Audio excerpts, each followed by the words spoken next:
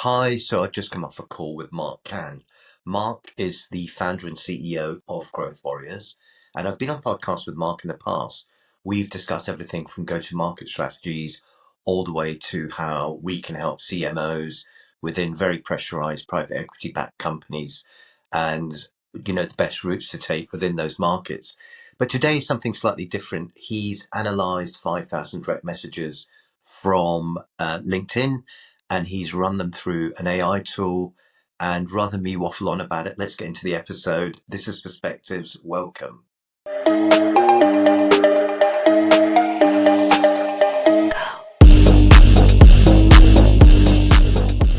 Mark, how the devil are you?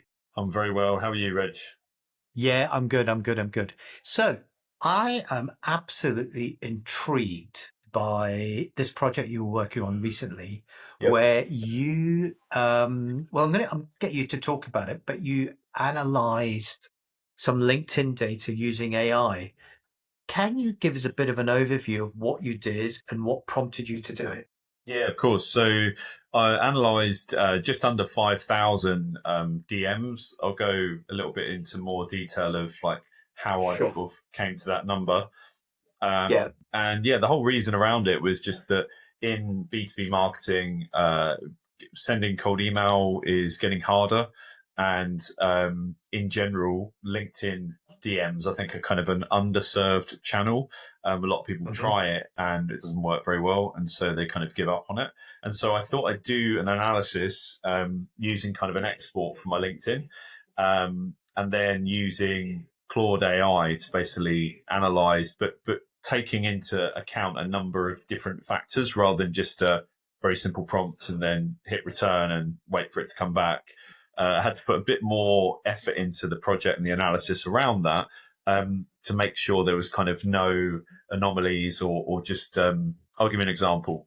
There was conversations between friends that had decided to, we're connected on LinkedIn or with peers, and they decide, to use LinkedIn as the equivalent of WhatsApp, and therefore that interfered with the data. So I had to go through and ask to exclude those names of people in order to get like an accurate data set. And then the other thing I did is anybody who connected with me and then sent me kind of a pitch or some kind of, request, then I excluded those people because essentially I wanted to see what connection DMs I'd sent. So that was Okay. that was a few of the criteria that I came across. That's fantastic. And you were just saying that I just want to sort of expand on something you said a little bit earlier before we go right into this amazing, what the outcomes and what the findings were, which I think people are going to find fascinating. But you mentioned that cold email and cold outreach is getting much harder. Yes. Can you tell me a little bit more about that and why you think that might be the situation, why that might be the case? Of course, yeah. I think it's a number of factors. I think AI related to, the email service providers like Gmail, Microsoft, they're getting cleverer in terms of detecting what a templated email is, what a cold email is versus what isn't a cold email. I think the costs are going up. So Apollo.io was recently their LinkedIn company page was basically banned. You go to it and it had a 404 error. And so Apollo, for those who don't know, is, traditionally relied on people Apollo scraped LinkedIn's data to then provide that as part of like a software as a service monthly cost. And so the price of data is going up as a result of that. I think Apollo raised their prices shortly after that because it's probably harder to get data now. And I just think the cost of sending emails a lot cheaper. So people do a lot more of it because of the different technologies that have come around, the different software that has enabled automation. Has really just meant that people who are reading these emails are more vigilant and they can spot templated email from a mile away now. And so I think that part of it, and then just in general, I think the way that people approach email, cold outbound email, they don't really approach it any differently than they would do an existing warm contact. And so Right. therefore the response rates are dropping, and you find that that basically like the opinion will be cold email doesn't work, or it used to work and now it doesn't. I think it was just a lot easier before, and I think it getting Mm. harder might actually be a good thing in some ways um, if it means that people have to send their emails that actually are useful and valuable and for the end recipient, the buyer, basically. Okay, fantastic, fantastic. And you said on top of that, there was something to do with mailboxes.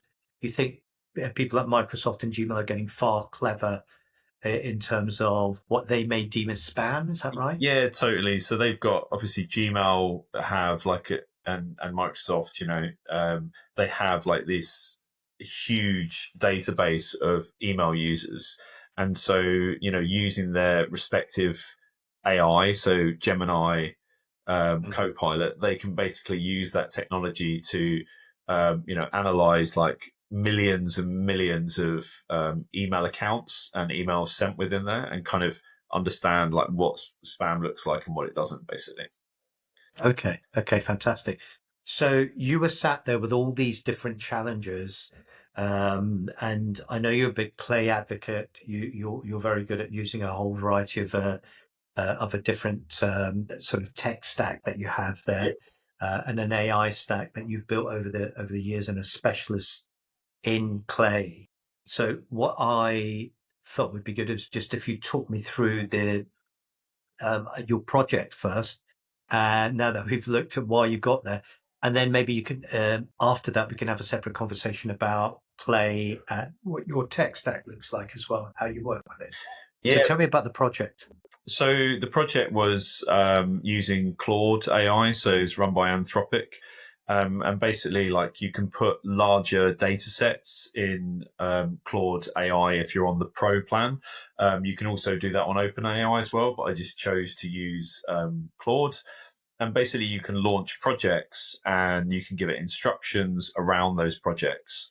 And so my approach to it was to look at producing examples every time it basically like returned something from my prompt. So every time it returned an answer, I would say, oh, okay, why has that happened? And I would keep looking at different factors that basically affected the true kind of response rate, as it were. And so that led me to several different findings, which we can kind of go through. Um, Okay. but essentially, yeah, I think what you exclude as part of the prompt is more important than necessarily like what you ask it, because what you ask it is only a small part of it. There's so many different factors. So um, one of them was like exclude anything that is like directions to an event, as an example. Okay. Another Okay. one Yeah. Yeah. was Yeah. we mentioned, exclude from these people that I've shared the highest number of messages with. So generally, for the purposes of lead generation or like basically booking either a call for networking or a discovery call, it would generally be a much shorter message exchange. So that would kind of be one of the factors. Obviously, the words used within it as well. Okay. Yeah, Okay. there's Fantastic. quite a lot there. Yeah. Fantastic. So all of this happened. So what came out? What was the kind of what were the key findings? So the key findings were message length. I think it was really interesting. So what if it was 1 to 10 words, it was like a 68% response rate, and then basically higher than that was 51 to 100 words had an 87% response rate, and then after that it goes down to like 49% or below for all of the different variants. So I did it between 1 to 10, and then variants of 100 words plus, and it was like different, word lengths for each of those categories, basically. And then, so yeah, so basically, I would say being either ultra brief or the medium length performed really, really well. And then, Okay. yeah, so that was kind of one part of it. And then obviously you've got time zone differences, which is always challenging in terms of Yes. analysis. But what I found is the response rate was higher on Monday, Tuesdays. And generally, So Monday and Tuesdays are the best times to send the outreach, send the LinkedIn message, LinkedIn outreach. yeah. So basically, that there's the time that it's sent, but also Okay. the reference of when you look to basically like do a follow up as an example. Okay. Okay. Fantastic. And what other things were coming out of this? I mean, was there any sort of specific topics or subjects that were really resonating or getting more engagement? Or was there any other? Yeah, so I think one of the interesting ones was humor versus conventional messages. So there was, Okay. yeah, I basically like it. like humor. Not a huge amount of my data set was actually like humorous messages, but it was Mhm. like a small test that I went through. But for that small test, I found that actually the response rates were particularly higher, but then because I didn't send enough of them, it was inconclusive. So that kind of brings up a whole host of questions around like who is it that you're messaging, whether they get the humor or not, cultural differences. There's all sorts there, but so that was probably one of the Okay. areas where it wasn't conclusive enough. But I still thought it Mm, was interesting enough that it was worth kind of basically a test. that's fantastic. Yeah, I think one of the challenges I have on LinkedIn is that um, you have an assumption of what you believe that person is going to sort of engage with or not. And I think sometimes you get a very you always end up getting a bit of a mixed bag, don't you? In terms of uh, your assumptions are totally go out the window when you actually look at the cold hard data that you've done. You Yeah. can actually see the reality of it is something probably not as long and as eloquent that you think you're spending all this time writing, but could actually be a very short, sharp kind of message. Would you see that that was the case as Yeah, well? definitely. And also, like, I think one of the other areas that I think people are more interested in highlighting problems than they are necessarily being presented with a solution. And the data showed Right, that right. DMs that had problem mentions only performed at 87% response rate versus Wow. solution mentions performed at 54%, basically. So kind of gives you Okay. an idea that there was quite a difference in that. And then um, the lowest response rate was actually both the problem and the solution. So it's almost like people want Mhm. to be understood, but they don't want you to solve their problem. They just want you to understand Right. the problem before it goes any further. So I would say that Okay. it's almost like DMs are a conversation starter, but not necessarily the platform to continue them on forever, unless it's somebody that if you've got the purpose of trying to book a networking call or a discovery call. Yeah, I think that's a very, very good point, Mark. I think people use a one size fits all. It's if you're sending out a cold email, it's going to have a different, the way you react to a response is going to be different compared to a LinkedIn message, even where someone's actually made a connection request with you and you're looking to nurture that relationship in a genuine way, as opposed to some sort of disingenuous type of, hey, just saw you like such and such. Oh, by the way, can I flog you my stuff?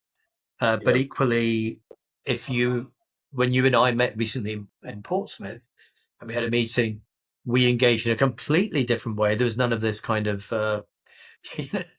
those kind of things. You see those kind of comedy sketches of if LinkedIn was a comedy, if LinkedIn was a TV program, what would it be like? Something LinkedIn was real, but it's so true. But people still do it. I think my um, biggest challenge is that because there are so many AI tools out there, because there are so many different tools that allow you to scrape things, people have become lazy. But I think this fight back that you're talking about, or not fight back is probably the wrong word, but this kind of response that's coming from the email box providers yeah. and various other things like LinkedIn, sort of putting the kibosh and things. Do you think that's A, going to lead to people having to get more creative? And B, do you think it will whittle out the laziness. Yeah, I think it will because if you look at LinkedIn in particular, once you've connected with somebody, then Mm. you can personalize to a certain extent, but really it's a case of like you can't personalize a conversation ongoing. I think there was a case that I saw posted on I can't remember who it was, but it was somebody I was connected with in LinkedIn where they sort of did a screenshot and sort of called out like a bot for DMing essentially because none of it really made sense on the responses, so it didn't work particularly well. And it wouldn't do either, I don't think, at this stage because if you just mention something that's off script, it didn't basically come back with any kind of sensible response. So I think DMs are still kind of an area which I, I'm sure they will get automated at some point, and people have built tools to try, but really it's a case of you know the. I don't think necessarily the conversations are going to go on for a long time on a DM. I think it's more of a point to get people off of LinkedIn. If that makes sense. Right, So, right, and I okay. also think that if you don't do the other parts of LinkedIn and you just do DMs, then people look back on your profile and they can't really find anything, and they don't know what it is that you do, that kind of thing. Then that affects things as well. But yeah, I still think there's this kind of almost like a divide between those who think it's all about posting content and commenting, and you will get somebody DM you as a result, and that does work if you've got enough reach. And then there's the other school of thought that it's kind of LinkedIn is a direct sales network that you can connect with somebody and then send them a message, and you don't really need to do anything else. And I think it's probably a happy medium somewhere in between. You do need content, you do need to post so that people can see what it is that you do and what your opinions are, that kind of thing. But I also think being proactive is always a good strategy rather than waiting for inbound. Yeah, totally agree. Totally agree. So that is fascinating, and I'm sure we're going to come back and have a more detailed discussion about some of your findings that you did using AI or using Claude to interrogate a lot of your DMs over such a long period of time. That's a huge data set, and I think that we can go into a little bit more detail. Just to round things off, because I always try and keep these things to about sort of half an hour. I think that's the capacity for most people's um, uh, learning, if you like. But tell me about Clay. Tell me, I'm reading about Clay all the time. People are talking about this as being the new go-to market um, strategy or thrust, if you like. Yeah. And really, Clay engineers have become go-to-market engineers. And for those who don't know what Clay is and what it might mean to them, can you just give a broad overview first, and then go into how Clay works and how you, as an expert, actually use it and help deliver Yeah. value for people? Well, I think one good way I saw that they described like how it's used is that essentially, if you look at every profession, if you're a graphic designer, then you're using Photoshop or you're using Figma. If Yes. you're, a web developer, you've got your platform that you use, and really like go to market marketers or engineers, they haven't had kind of a platform that they can basically like essentially put things together. So I think the best way to describe it is like Google. It's like Google Sheets, but on steroids. It's kind of got every single Right. column is actually Turbocharged. yeah, Yeah. every single column is connected to an API. So it could Right. be that you want to access the open web more. So, for example, you could do research and you could connect to the Crunchbase API as an example. It could be that you want to see technographics of a company and see like what sort of software tools that they use, and so you can connect to the built with API as an example. And Nice. another way that it's used a lot is around kind of research and web research. So you can basically use OpenAI, and you can use Anthropic API as well, which is Claude, to basically go off and research different websites. And use Okay. prompts Okay. and come back with really useful information. So that could be clients that companies work with. It could be Hmm. case studies that got featured on the website. Or it could be simply to qualify if they're the right type of company based on how they describe themselves on the website. And so, yeah, you haven't been able to do this without sort of heavy coding knowledge, I would say, for some time. And I think it does have a bit of a learning curve, Clay, hence why you have Clay consultants.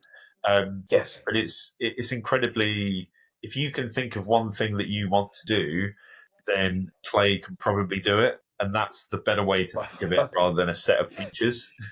Right. So it's quite a statement. It's quite a statement. So hypothetically, you could have a situation where you have different APIs coming into Clay. Yep.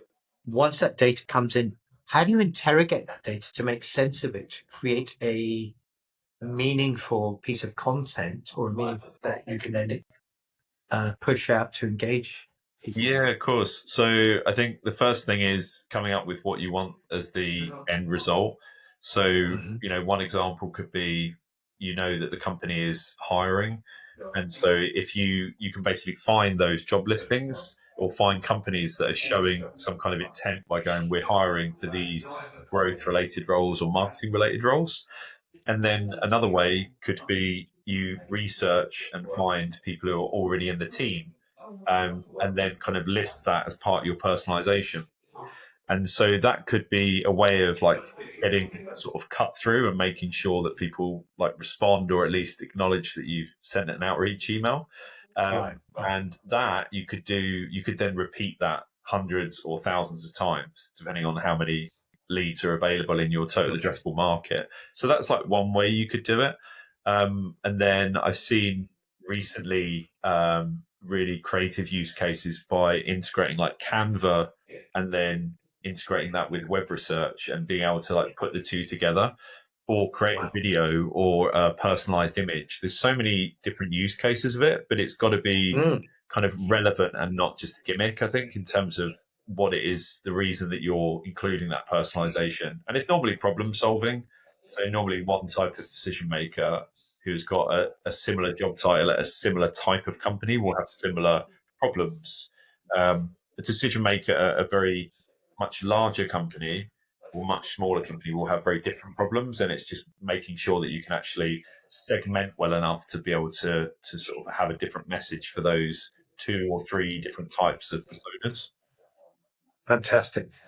Mark, so many topics, so many different areas that we've touched on. We have to do another, a part two to this. So if you're up for it, let's do that again. Totally And going. we'll just really break it down a little bit. So listen, all you lovely people out there, I've been Reggie James and I've been chatting with Mark Can of Growth Warriors. Mark, where can people find you? Yeah, of course. So they can go on LinkedIn. So just if this isn't already posted on LinkedIn and you're seeing it on a different channel, it's just search for Mark Can, CANN, on LinkedIn. You should be able to find, follow, and connect with me on there. And they can also look at the YouTube channel, which Mhm. Reggie, you've been featured on there when we did I have. another podcast. So that's just at Growth Warriors on youtube.com /at Growth Warriors. And Okay. they can basically find educational content about B2B growth and discussions on there. Fantastic. Thank you, Mark. Well, look, I'll put all of those links in the show notes. It's been great chatting to you. This has been Perspectives. Thanks for tuning in and see you again soon. Thanks. Bye. And that's a wrap. All good.